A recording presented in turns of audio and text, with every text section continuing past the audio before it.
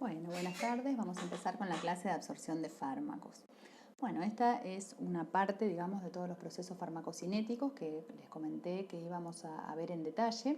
Nosotros la vez pasada, en la clase anterior, vimos el tema de liberación de principio activo, que para que ustedes sepan, en farmacología, en farmacocinética, todo lo que vimos la clase pasada, que es la liberación y cuando llegamos a tener el fármaco activo en forma libre, se considera también dentro del proceso de absorción. O sea que el proceso de absorción va a implicar varios pasos, pero la definición formal es el proceso por el cual un fármaco accede a la circulación sistémica desde su sitio de administración. ¿Qué quiere decir esto?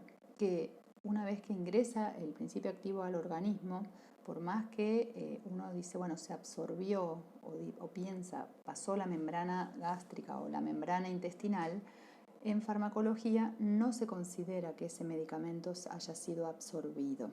Bien, porque para que alcance la circulación sistémica tiene que haber alcanzado la aorta, bien, iniciando así la distribución a través de todo el organismo. Nos vamos a recordar un poquito cómo estaba formado el sistema circulatorio. Y esto es más que nada para que cuando vayamos viendo cómo ingresan los medicamentos, o sea, los principios activos, ustedes se puedan imaginar, digamos, cómo va circulando una vez que accede a la circulación. Entonces, bueno, acuérdense que tenemos un sistema circulatorio doble, cerrado, tenemos una circulación pulmonar o menor, una circulación general o mayor. Esto es, digamos, a simples rasgos, pero lo que más me interesa es que recuerden este gráfico. ¿Por qué? Porque si ustedes se fijan, nosotros teníamos toda una parte oxigenada, que es la parte, digamos, que lleva oxígeno a los órganos, que es una vez que han pasado la parte de la circulación pulmonar, que ahí se oxigena, ustedes saben, el intercambio gaseoso. Y si se fijan en este gráfico, cuando un medicamento se absorbería, acá no está graficado el estómago, pero sí está graficado el intestino. Fíjense que está la arteria mesentérica. Los medicamentos que se absorben irían la parte violácea azul y sí o sí todo medicamento que pasa por la membrana del intestino pasa por el hígado. Que pase por el hígado no significa que todo el medicamento se vaya a metabolizar, bien, porque independientemente de que haga este pasaje hepático, puede ser que haya enzimas que lo metabolicen o no. Pero es fundamental tener presente esto porque si es metabolizado, fíjense que algo va a pasar antes de que llegue a la circulación sistémica. Si se fijan en el gráfico, después del intestino, ahí que teníamos la arteria mesentérica, pasa, cuando llega el hígado, tenemos la vena hepática. Y la vena cava inferior es la que va a ir a la aurícula derecha. De ahí pasa al ventrículo derecho para proceder a la circulación pulmonar. Bien, entonces ahí se oxigena y el principio activo, imagínense que el principio activo está haciendo todo este recorrido. Bien, también pasa por pulmón, tiene que volver al corazón, que ahí ya vuelve a la aurícula izquierda y sale finalmente por el ventrículo izquierdo para llegar a la arteria aorta.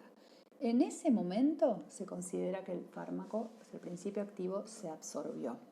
Bien, o sea que es un proceso más complejo que no solo es el tema del pasaje a través de membranas. Entonces, para resumir toda esta primera introducción de la absorción, acuérdense que en farmacología incluye los procesos de liberación de principio activo, que nosotros lo vimos todos en la clase pasada, la disolución previa que teníamos, la entrada, justamente este pasaje, digamos, de membranas desde el lugar de administración, el transporte y la eliminación presistémica, que ahora vamos a ir viendo esto.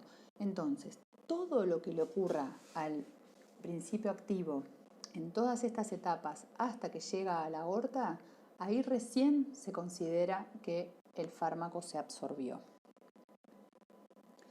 Muy bien, entonces, algo que no nos podemos olvidar es que el principio activo ingresa al organismo unido a excipientes que lo vehiculizan. Pero para poder tener este proceso de absorción, sí o sí tenemos que tener el fármaco libre, que es lo que yo les contaba en la clase pasada y que ya desde la introducción en realidad habíamos visto en el libro este concepto.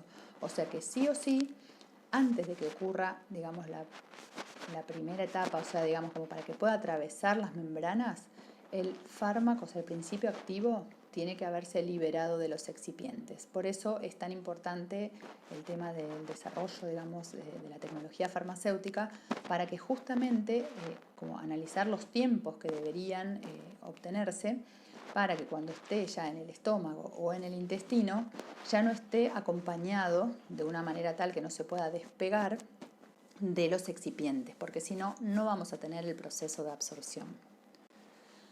Bueno, ¿de qué va a depender entonces de que un fármaco se pueda absorber o no? Bueno, fundamentalmente de las propiedades físico-químicas. Esto es algo que ahora vamos a ir viendo, y tanto el tamaño, digamos, molecular, la carga iónica, si es lipofílico o hidrofílico, van a condicionar que un medicamento se pueda absorber o no. De la farmacéutica ya lo hemos hablado, porque a veces, por más que las características del principio activo están dadas para que se pueda absorber, si la forma farmacéutica no es la adecuada, puede ser que no se libere en el lugar donde se tiene que liberar o no se libere directamente, entonces puede modificarse la absorción. A veces se hace en forma intencional, que eso también lo habíamos visto en la clase pasada cuando vimos el tema de liberación. Justamente cuando uno modifica la liberación en la forma farmacéutica, lo que justamente va a tener es una diferente absorción. Entonces justamente por eso depende de este factor. Y ahora algo que se agrega, que como habíamos visto, el tema de la liberación no tenía tanto que ver con lo biológico, con el organismo, porque vimos que en realidad era todo lo que le pasaba al principio activo antes, o sea que justamente era lo que lo preparaba para esta etapa que es la siguiente. Entonces sí o sí va a depender de las características anatomofisiológicas del lugar donde se va a absorber, tanto la superficie, o sea, cuanto más superficie, más posibilidades va a haber, más probabilidades de que se absorba. El espesor de las membranas, bueno, obviamente las características de estas membranas. El flujo sanguíneo, ¿se acuerdan que cuando había flujo sanguíneo yo les contaba que es como que se va arrastrando el medicamento y eso favorece el gradiente de concentración? Y algo que es también súper importante es el tema de las uniones intercelulares, porque a veces están dadas todas las características, pero si las células están tan pegaditas o tienen alguna, digamos, estructura que no permite el pasaje, entonces no se va a poder producir la absorción. ¿Qué otras cosas también van a influenciar, digamos, este proceso de absorción? Bueno, justamente factores fisiológicos como la edad.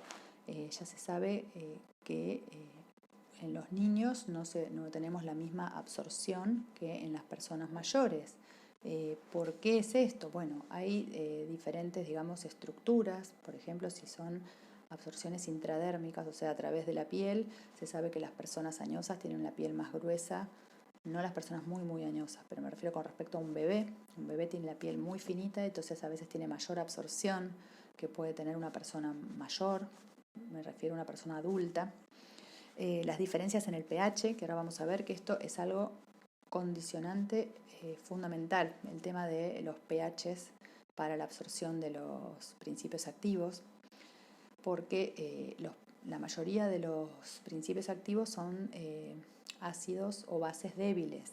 Entonces, para que se puedan absorber, no tienen que estar ionizados. Entonces, dependiendo el pH, digamos, las condiciones de pH, de acidez del medio donde va a estar disuelto, va a condicionar que este principio activo esté en su forma ionizada o no ionizada. Entonces, esto es crucial y clave para el tema de absorción.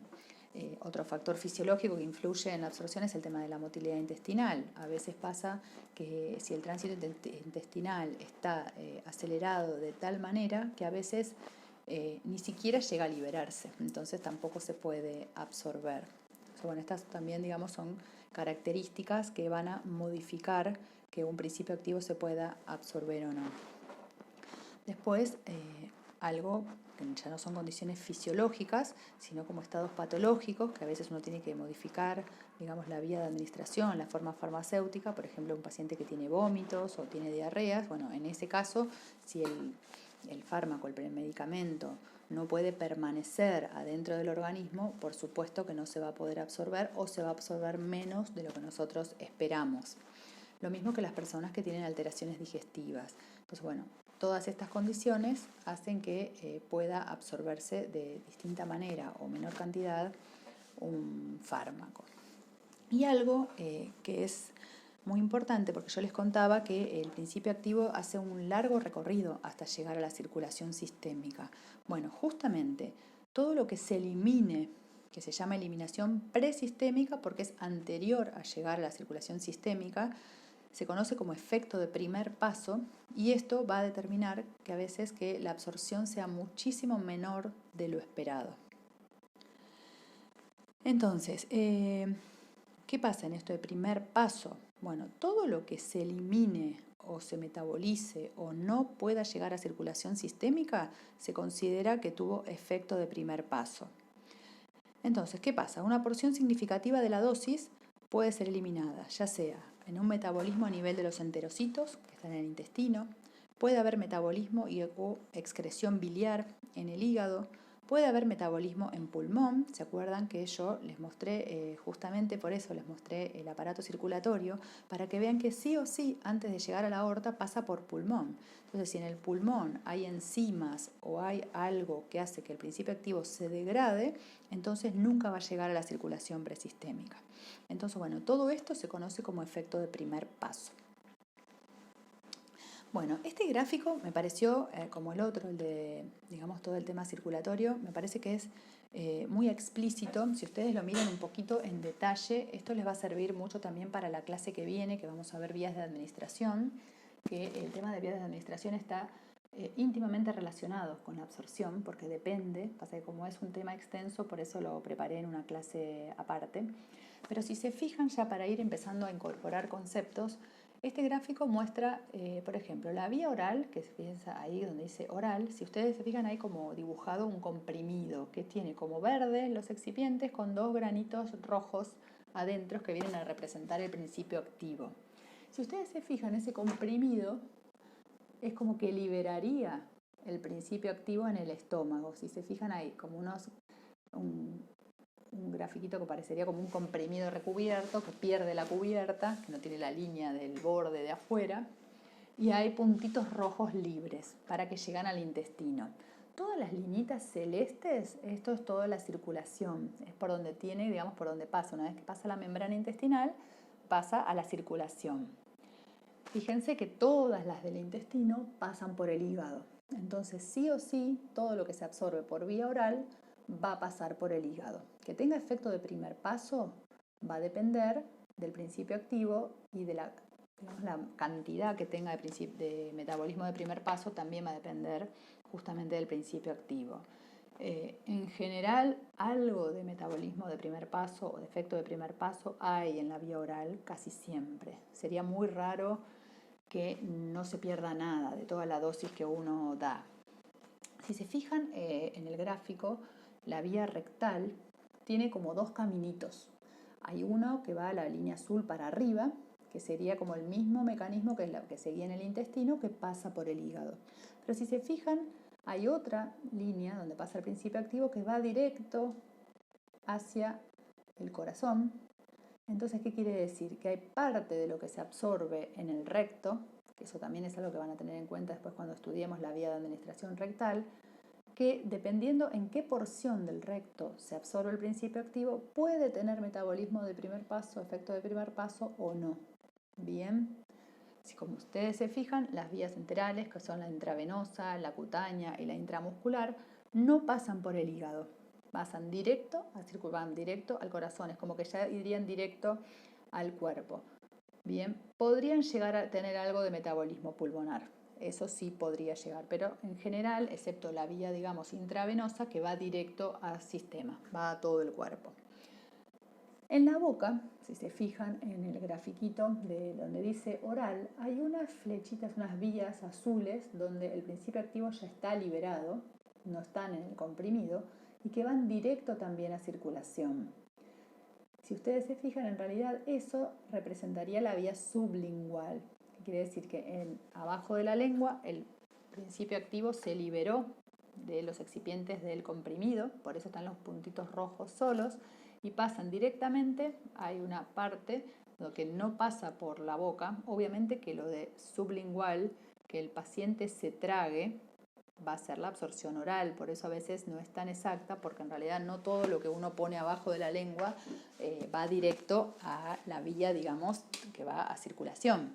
Entonces, bueno, pero me pareció que está bueno verlo, o sea, gráficamente, los que pasan por hígado y las vías que no pasan por el hígado. Bueno, entonces, para resumir esta primera etapa, es efecto de metabolismo presistémico, se conoce como efecto de primer paso. Entonces, ¿qué va a hacer esto? Va a ser todo lo que haga que disminuya la biodisponibilidad una vez que uno tiene una dosis, una droga, y no se absorbe todo.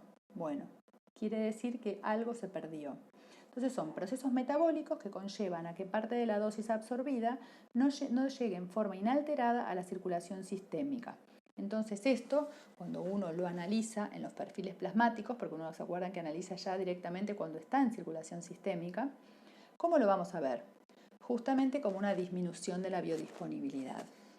Nosotros este tema ya lo empezamos a estudiar, ya lo empezamos a ver y habíamos hablado que era justamente la velocidad y la cantidad que llegan a la circulación sistémica, porque ya acá sí hacemos referencia a la biodisponibilidad práctica, no estamos hablando de la biodisponibilidad teórica, ¿bien?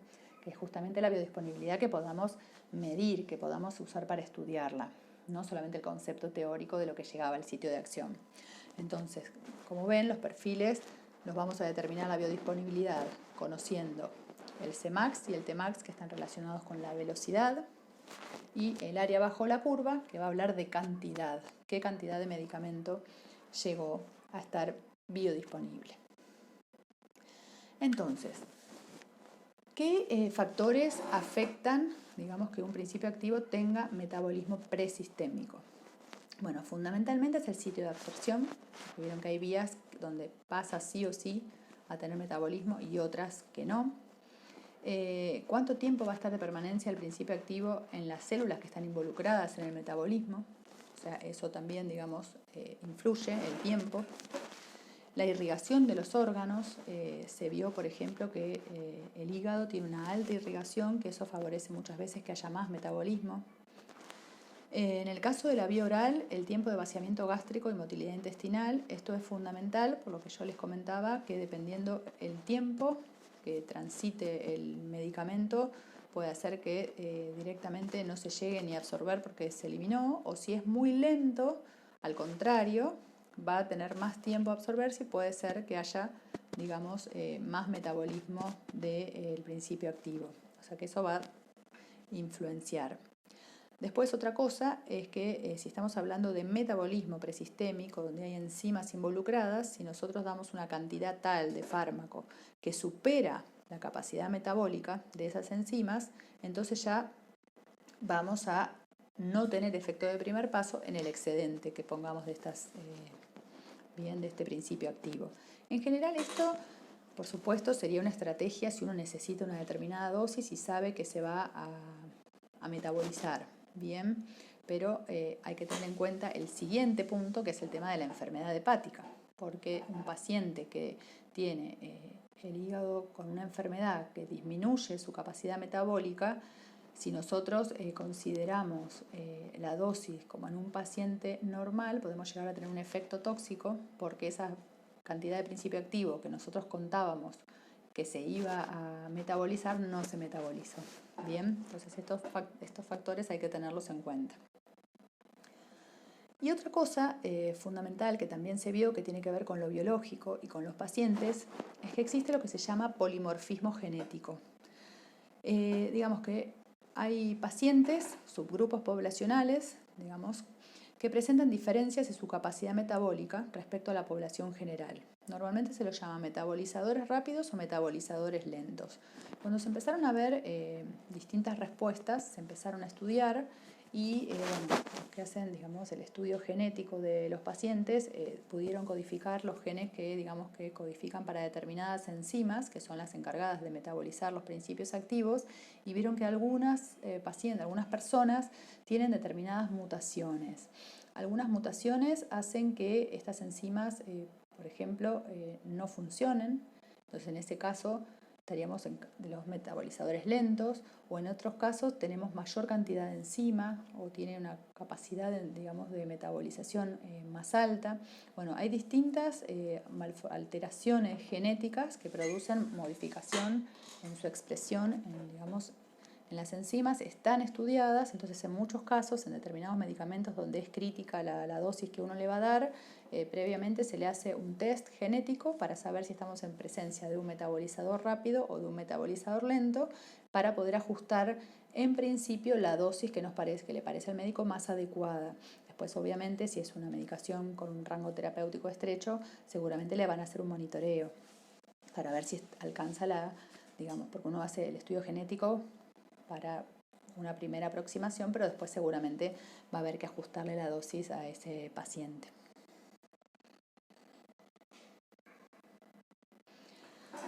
Muy bien, aparte de estos factores biológicos que dependen de los individuos, también hay factores extrínsecos o ambientales que pueden resultar en que sean inductores o inhibidores del metabolismo. Esto se ve muchísimo en los pacientes que reciben polifarmacia. ¿Qué se llama esto de polifarmacia? Bueno, los pacientes que tienen más de una enfermedad y toman distintos medicamentos para distintas patologías. Muchas veces hay medicamentos que se conoce que inducen el metabolismo de otros o que inhiben el metabolismo de otros.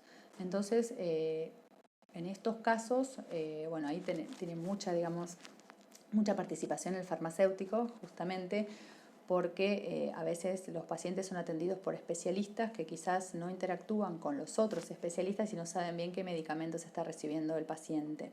Entonces, bueno, justamente el farmacéutico, nosotros, digamos, somos los especialistas en ver el tema de interacciones entre medicamentos, podemos aconsejar justamente para quizás distribuirlo a lo largo del día para que no influya tanto, porque a veces cuando están espaciados en horas, no hay tanta interferencia entre uno y otro.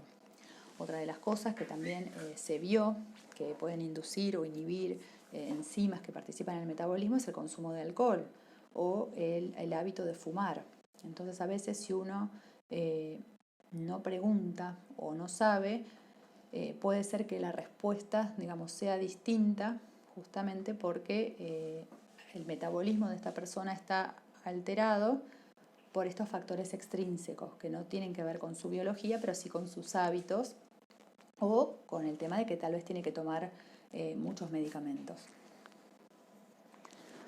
Después, otra de las cosas que también modifican la absorción de los fármacos es cómo los recibe el paciente, con o sin agua, por ejemplo, en la vía oral, con alimentos, en ayunas, junto a otros medicamentos a la misma hora. Bueno, todos estos factores van a influenciar de distinta manera a cada principio activo. Hay medicamentos, por ejemplo, que cambian totalmente su absorción si el individuo está en ayunas o ingirió una comida, o inclusive si ingirió una comida muy grasa o no grasa o mayor en proteínas, dependiendo del principio activo. Hay medicamentos, por ejemplo, como la citromicina, el antibiótico que reciben los pacientes para determinadas infecciones, que se da una vez al día, y la mayoría de los médicos no le indica al paciente que tiene que estar en ayunas, por lo menos con 2 horas de ayuno, y después de tomar el medicamento tiene que estar 1 hora y media más en ayunas. ¿Por qué? Porque en este caso particular, ese principio activo con alimentos disminuye muchísimo la absorción, y tratándose de un antibiótico, tal vez no llegamos a tener la dosis mínima efectiva, que es algo gravísimo. Lo mismo pasa con la levotiroxina. No sé si alguna toma o tiene algún familiar. Saben que el paciente la tiene que tomar en ayunas como primer medicamento a la mañana, porque si no, no se absorbe la dosis adecuada. Hay otros medicamentos, por el contrario, que se recomienda tomarlos junto con los alimentos. ¿En qué casos es? O cuando se sabe que aumenta la absorción, o en otros casos en los que se sabe que no influye para nada. Si está con comida o sin comida, a veces ayuda a mejorar el cumplimiento el hecho de que el paciente tenga una ayuda a memoria. Entonces, estas cosas también influyen, digamos, en la terapéutica del paciente. Así bueno, esto es para que vean todas las cosas que influyen en que un medicamento se pueda absorber o no. Muy bien, entonces, el proceso de absorción implica el proceso del pasaje justamente de este principio activo a través de las membranas. Entonces, bueno, por eso vamos a repasar un poquito cómo se componían estas membranas plasmáticas. El modelo que actualmente se usa, ustedes ya lo deben haber visto seguramente en biología, es el modelo de mosaico fluido de Singer y Nicholson, que es se supone, aparentemente hasta ahora, digamos, todo lo que indicaría así es, pero bueno, esto puede modificarse porque a veces cuando haya alguna metodología más sofisticada para ver en más detalle, puede ser que haya alguna cosa de las membranas que todavía no conozcamos, pero bueno, hasta lo que se conoce hasta ahora es una bicapa fosfolipídica. ¿Se acuerdan que tenían la cabecita polar para afuera de la membrana y las colitas hidrofóbicas para adentro? Este punto es fundamental acordarse porque el principio activo va a tener que ser de tal estructura y de tal, digamos, lipofilicidad y lipofobicidad que pueda atravesar esta doble membrana que adentro es totalmente hidrofóbica. Pero bueno, para ayudar a este proceso, ¿se acuerdan que hay muchas proteínas, digamos, intervinientes en la membrana plasmática? Tenemos proteínas que atraviesan la membrana, proteínas que forman canales, proteínas que quizás están en un solo lado, proteínas quizás que reconocen algunos, digamos, principios activos o podrían actuar como receptores, ¿sí? Entonces, bueno, toda esta es la estructura, que lo importante es recordar que tenemos las cabezas polares para afuera y las colitas hidrofóbicas para adentro. Y el medicamento se las va a tener que ingeniar, digamos, para poder atravesar esta membrana. ¿Mediante qué mecanismos lo va a hacer? Bueno, mediante los mecanismos que ya son conocidos, digamos, para toda sustancia, toda molécula que tenga que pasar a través de una barrera biológica, que es la membrana, ya sea por difusión pasiva, que vamos a ver en detalle, las difusiones facilitadas, puede ser un transporte activo, que implica un consumo de energía, o bien habiendo invaginaciones en la membrana que van a formar vesículas, que eso se llama transitosis, y puede haber una endocitosis o una exocitosis, que en general se da para moléculas más grandes. Entonces, vamos a empezar por la difusión simple o pasiva. Esto recordarán que es el transporte de una molécula a través de la bicapa lipídica a favor de un gradiente de concentración sin la ayuda de ningún transportador. Es decir, que el principio activo tiene la capacidad, solamente por haber un gradiente de concentración, de pasar de un lado a otro de la membrana. ¿Qué medicamentos pueden pasar con este mecanismo? Bueno, este es el más habitual para los que son principios activos pequeños o medianos. Y algo fundamental es que no tienen que estar ionizados. Por más que sean muy pequeñitos, si están ionizados, no tienen la capacidad de atravesar justamente el interior de la membrana, que es hidrofóbico. Bien, algo que ya vimos en la clase pasada es que la difusión simple puede ser modelada mediante la ley de Fick, bien, que se basa justamente que la velocidad va a ser tanto mayor cuanto mayor sea el gradiente de concentración. Pero, como ahora ya no vamos a estar hablando de difusión simplemente en un espacio, en un líquido donde hay solo un gradiente de concentración. Ahora vamos a tener una barrera en el medio, que es la membrana fosfolipídica. Entonces, la ecuación se va a complejizar porque vamos a tener que tener en cuenta el coeficiente de reparto entre la membrana, que se conoce como P, porque hace referencia a la permeabilidad. La permeabilidad es la capacidad que tiene para pasar justamente, atravesar, digamos, lo que pasa entre la membrana y el medio acuoso, y la superficie total de absorción. Entonces ahora vamos a ver que la ecuación de la ley de Fick se complejiza un poquito. En realidad el concepto es el mismo. En realidad van a ver que la fórmula habla de un flujo, que es la velocidad de difusión, que en este caso es la cantidad, digamos, de principio activo en función del tiempo. Nosotros cuando lo habíamos visto antes era solo en función de una dirección. ¿Y qué va a depender? del coeficiente de difusión. A mayor coeficiente de difusión, mayor va a ser justamente el pasaje a través de la membrana. Lo mismo que a mayor P, que es el coeficiente de reparto o permeabilidad. La superficie de absorción también, cuanto mayor tengamos superficie de absorción, mayor digamos, va a ser la absorción. Y como antes, el gradiente de concentración, cuanto mayor sea este gradiente, también va a aumentar la difusión a través de las membranas. Muy bien, entonces, ¿qué otros mecanismos tenemos de transporte sin gasto de energía, pero quizás ya un poquitito más especializados? O sea, que la difusión facilitada es para todos y la única condición es el tamaño y que no esté ionizado. Entonces acá, en realidad, la difusión facilitada sigue sin ser un mecanismo específico, pero se forma un canal, o sea, ahí ya tienen intervención las proteínas de la membrana que forman un canal que, dependiendo del tamaño del principio activo, van a poder atravesar este poro o no. Bien, va a ser también por un gradiente de concentración. Y después hay otros transportes que son sin gasto de energía, que hay una proteína que reconoce determinadas moléculas, que incluidas están los principios activos, entonces ya vamos a tener algo un poquito más selectivo que la difusión facilitada. Bien, pero aún seguimos sin tener gasto de energía.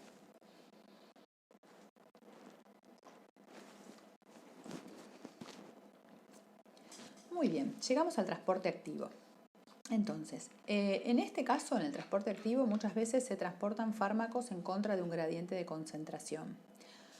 A veces, no siempre, a veces es simplemente por las características del principio activo de la molécula que como no puede, digamos, pasar, entonces se necesita un gasto de energía, digamos que lo produce la célula, justamente necesita metabolizar hidrolizando ATP y para poder, digamos, transportar estas moléculas y que atraviesen la membrana. Este transporte activo puede estar a favor o en contra de la absorción de fármacos. Ahora vamos a ver qué es esto. Los que están a favor suelen ser bastante específicos, en cambio los que se oponen suelen ser poliespecíficos y se los llama transportadores de flujo. Bueno, ¿qué es esto? En realidad se vio que había muchos principios activos que no lograban determinarse en la circulación sistémica. Entonces, bueno, se empezaron a analizar todas las características y se vio que no tenía que ver con la dificultad por el tipo de molécula que atravesaran las membranas, la forma farmacéutica era la indicada, entonces no se podía explicar por qué estos medicamentos, estos principios activos, no se absorbían, básicamente. Entonces empezaron a descubrir que hay estos justamente transportadores de flujo que lo que hacen es expulsar de manera inespecífica todo lo que entró a la célula, lo sacan para afuera. Entonces, por más que habían pasado las membranas, quizás habían empezado su primera etapa de absorción, no la podían completar porque había algo que los llevaba para el otro lado. Entonces, como era un tema bastante crítico, porque se vio que, bueno, no todos los medicamentos están afectados por esto, pero una gran, digamos, cantidad de principios activos, empezó a hacer hincapié en el estudio de justamente estas moléculas transportadoras, digamos, de membrana que actuaban de esta manera, modificando y, digamos, disminuyendo la absorción de los fármacos. Y se encontraron dos familias. Una es la superfamilia ABC, de las siglas en inglés, que es de ATP, Binding Cassette, que catalizan el transporte activo asociado a las moléculas de ATP, por eso el nombre. Y después hay otra superfamilia, que son las MF, que median la difusión facilitada o el transporte activo asociado a los protones o al sodio. Entonces, ¿por qué hago hincapié? ¿Por qué se empezó a estudiar esta superfamilia de proteínas? Que vemos que está empezando a complejizar un poquito el tema de la absorción. Bueno, una de las más importantes es la glicoproteína P, que es una glicoproteína de transmembrana que tiene la capacidad de expulsar fármacos y metabolitos endógenos fuera de la célula, modificando así su distribución en el organismo. Entonces, ¿qué pasaba? ¿Qué pasa? Cuando en algunos puntos que ahora vamos a ver dónde está esta glicoproteína P. Bueno, esta glicoproteína P es justamente una proteína transmembrana. tiene, digamos, para funcionar necesita sí o sí ATP, y lo que se vio es que los fármacos ingresaban, atravesaban la membrana celular y esta glicoproteína P los sacaba de nuevo. Entonces nunca llegaban a la circulación. El problema es que esta glicoproteína P se encuentra distribuida en gran variedad de órganos, y si uno mira, muchos de ellos están implicados justamente en donde hay comunicación del organismo con el exterior. Entonces uno lo que sabe es que están diseñadas justamente, especialmente para evitar que moléculas extrañas que podrían llegar a ser dañinas, tóxicas para el organismo, pudieran justamente quedar adentro y producir daños. Entonces, cuando uno empezó a estudiar y empezó a ver dónde se ubicaban estas glicoproteínas P, se vio que hay en la mucosa intestinal, que ese es el punto de entrada de la mayoría, digamos, de las cosas que uno ingiere, porque el organismo, o sea, no lo piensa para expulsar medicamentos, es para expulsar cualquier sustancia que podría interferir y que podría ser perjudicial. Lo mismo si se fijan, bueno, también está en la membrana luminal del tubo renal proximal, que justamente es el lugar donde se eliminan también los medicamentos o las sustancias endógenas que pueden ser dañinas. En el canalículo biliar, que es el lugar donde hay excreción de medicamentos, en las glándulas suprarrenales, en el endometrio también se vieron, y en la barrera hematoencefálica. Este tema de la barrera hematoencefálica es crucial porque ya de por sí la barrera hematoencefálica, que lo vamos a ver cuando veamos el tema de distribución en los tejidos, tiene una estructura tal que es muy difícil que los medicamentos, los principios activos puedan atravesarla. Hay casos especiales donde sí, hay transportadores activos, hay algunos transportadores específicos, y además está la glicoproteína P. Entonces muchas veces, a pesar de que se logra que lleguen, digamos, que se absorban en la barrera hematoencefálica, esta glicoproteína P los termina expulsando para afuera. Entonces es otra de las cosas a tener en cuenta, justamente ver cómo hacer para poder hacer que los medicamentos se absorban a pesar de esta glicoproteína P. Entonces, justamente, ¿por qué es importante? Porque determina que ciertas sustancias no puedan ser absorbidas y de este modo no puedan llegar a su sitio de acción para generar la respuesta buscada. Entonces, cuando uno empieza a estudiar farmacología, empieza a estudiar qué sustancias inhiben esta glicoproteína P, porque en muchas situaciones uno necesita inhibir la glicoproteína P para permitir que el principio activo ingrese al organismo. Y después, bueno, uno tiene que empezar a conocer qué sustancias naturalmente la inhiben, o al revés, qué medicamentos la inhiben, porque pueden estar interactuando con otro medicamento que uno necesita administrarle al paciente. Así que, como ven, es un tema bastante complejo el tema de la absorción, porque como el principio activo tiene que atravesar, digamos, tantas partes, porque desde que yo creo que no les comenté al principio, quizás no hice mucho hincapié, creo que les mencioné nada más el tema de que son bases y ácidos débiles, entonces también eso va a ser fundamental con el tema del pH, digamos, para que se puedan absorber. Como yo les contaba, solo las moléculas no ionizadas van a pasar, a atravesar, digamos, las membranas. Entonces, bueno, como ven, hay factores propios de las membranas, de estos transportadores, y encima se suman todas estas otras sustancias que se empezaron a conocer que dificultan más la absorción. Por último, cuando hay macromoléculas, o sea, moléculas que tienen un tamaño que es muy grande, que no pueden pasar por difusión simple, tampoco por difusión facilitada, el organismo las ingenia para hacer como unas membranas, o sea, se unen las membranas y se forman unas vesículas. Entonces tenemos la exocitosis, que las vesículas intracelulares se fusionan con la membrana expulsando su contenido hacia el exterior, o sea que en realidad empezaría como una endocitosis de un lado, que es donde se forma la invaginación, que si es chiquitita se llama pinocitosis y si es grande se llama fagocitosis, que va a englobar las macromoléculas y las va a tener que sacar al otro lado de la membrana. Entonces este sería otro de los mecanismos por los cuales podría pasar el principio activo. Así que bueno, esto sería todo lo de la clase de absorción. Falta complementarlo con la otra parte que es importantísimo, que está íntimamente relacionada, que ya empezamos a ver un poquito, que son las vías de administración. Así que yo después les voy a mandar un cuestionario integrador para ver si quedaron más o menos claros, digamos, los puntos de esta parte. Y la clase que viene ya sí vamos a ver en detalle cada una de las vías de administración que se puede justamente administrar, valga la redundancia, un medicamento con todas las ventajas y desventajas y las características particulares de cada una de ellas. Así que bueno, espero que les haya aclarado un poquito. Después les voy a mandar el material de consulta.